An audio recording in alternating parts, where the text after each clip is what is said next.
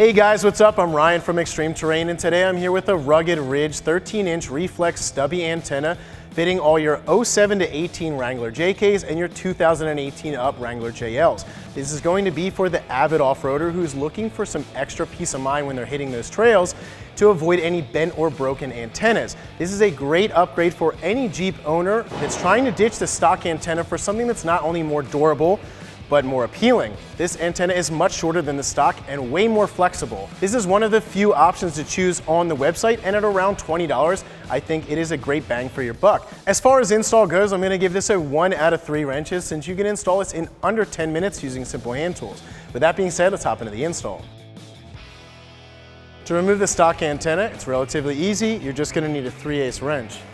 We're just gonna unscrew it and then twist it off.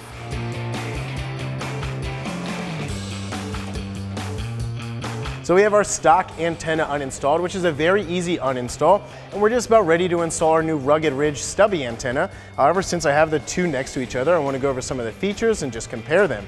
Now, some of the benefits of a stubby antenna such as this is that it's not going to catch as many objects on the trail. It's not going to bend and break or whip around like the stock antenna is. It is much shorter by about 22 inches, and not only that, but it's much more appealing. This is a very durable and flexible antenna, and you're gonna get the same reception and the same channels as you would with the stock one. So with that being said, let's get this installed and show you how it looks on the Jeep.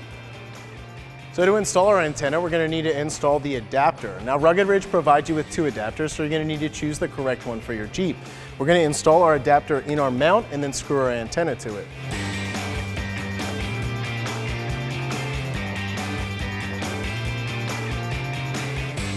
After you have that, you just want to snug it up and then you're good. So that wraps up my review and install. For more videos like this, check us out at ExtremeTerrain.com.